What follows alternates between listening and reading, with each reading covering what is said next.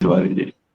जी sir, देखिए सबसे पहली बात तो है कि मैं जो इसको देख रहा हूँ कि कोई राजनीतिक आदमी रहता है तो राजनीतिक आदमी से राजनीतिक तरीके से व्यवहार करता है। राजनीतिक पार्टी होती है तो राजनीतिक पार्टियों से भी राजनीतिक तरीके से व्यवहार करती है। हम जो देखते हैं यहाँ सामने स्पष्ट है कि भारतीय जनता पार्टी राजनीतिक पार्टी है ही नहीं है। भारतीय जनता पार्टी राष्ट्रीय स्वयंसेवक संघ का एक जनसंगठन है, राजनीतिक जनसंगठन है उसका। तो फल एक इसका व्यवहार बिल्कुल उलट है। और उसके बाद इधर बीच हम जो इसको 10 सालों में हम जो इसका मैं ये पूरा विकास देख रहे हैं, तो ये अब जनसंगठन में नहीं रह गया है, एक तरीके से कारपोरेट ऑफिस हो गया है, कारपोरेट घराना हो गया है, बिजनेस घराना हो गया है। इसका काम बिजनेस करना है, तो इसकी पूरी की पूरी फंक्शनिंग में कहीं राजनीति है ही नहीं है। ये गला काट प्रतियोगिता करते हैं और अपने राजनीतिक प्रतिद्वंदी तो इनका है नहीं, ये चूंकि राजनीतिक नहीं है तो ये अपने प्रतिद्वंदी को दुश्मन समझते हैं, दुश्मन मान के उसके साथ व्यवहार करते हैं। उसके बिजनेस पर कैसे कब्जा कर लिया जाए, उसके जनता पर ये कैसे कब्जा कर लिया जाए, उनकी लीडरशिप पर कैसे कब्जा कर लिया जाए, उनके संगठन पर कैसे कब्जा कर लिया जाए, इसका केवल। और उसके लिए उनके लिए सबसे बड़ा कांटा अगर कोई है तो वो कांग्रेस पार्टी है, क्योंकि कांग्रेस पार्टी एक ऐसी है जो राष्ट्रीय स्तर पर इनसे हर स्तर पर मुकाबला करने में सक्षम है। राष्ट्रीय पार्टी तो कम्युनिस्ट पार्टियां भी हैं, लेकिन उनका जनाधार चूंकि उस तरीके से व्यापक अपना जनाधार नहीं है, इसलिए ये लोग कांग्रेस पार्टी को पूरा का पूरा टारगेट करते हैं। जबकि आज की तारीख में कांग्रेस पार्टी की बहुत ज्यादा अपनी सरकारें भी नहीं है, कांग्रेस पार्टी से ज्यादा मजबूत बल्कि स्थानीय पार्टियां हैं। लेकिन उनके साथ दिक्कत है स्थानीय पार्टियों का कि वो चूंकि स्थानीय स्तर पर हैं, अपने प्रदेश विशेष में हैं, तो उनको डरा के, धमका के, सौदा करके, तोड़ के किसी भी तरीके से उनके ऊपर ही अपना प्रेशर बना लेते हैं।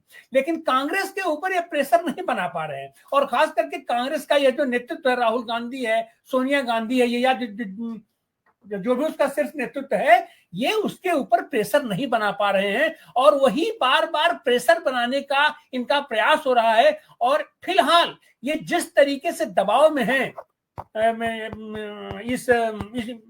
इस लोकसभा के अंदर कि वक्फ बिल को एन केन प्रकारेण वहां पास कराने के बाद भी इनके गर्दन पे तलवार लटक रही है। और आज जिस तरीके से वक्फ बिल का वो संज्ञान लिया है और ऑन स्पॉट उसके जो ये जजेस बदल दिए गए हैं, और किरण रिजिजू खुलेआम जो धमकी देता है अपना सुप्रीम कोर्ट तो इस पर संज्ञान ले ही नहीं सकता है, काम कर ही नहीं सकता है। तो ये लोग राजनीतिक तरीके से काम नहीं कर रहे हैं, ये आपराधिक तरीके से काम कर रहे हैं, क्योंकि ये मूलतः अपराधी हैं, ये मूलतः कारपोरेट हैं, जिसके चलते ये सारा संकट आ रहा है। और निश्चित रूप से इसका समाधान राजनीतिक होगा, क्योंकि ये मामला राजनीतिक है।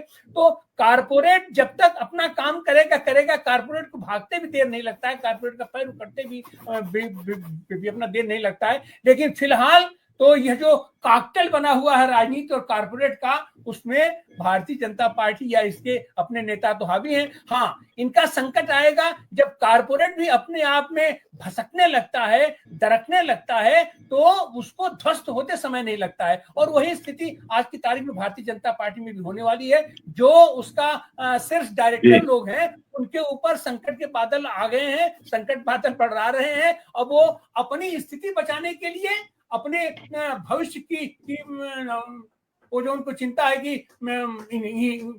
इनके साथ भी तो ऐसे व्यवहार होगा, तो इन सारी चीजों से बचने के लिए, उस डर के लिए ये भाग रहे हैं। और भागते में जाहिर सी बात है, फिलहाल ये जो कोई भी एक्शन ले रहे हैं, चाहे वो अखिलेश यादव पर एक्शन हो, या ये केजरीवाल पर एक्शन हो, या हेमंत सोरेन पर एक्शन हो, या राहुल और सोनिया पर एक्शन हो, या इवन पूरे कांग्रेस के सिर्फ नेतृत्व पर एक्शन हो, ये उनके अकुलाहट का परिणाम है। पूछ रहा हूँ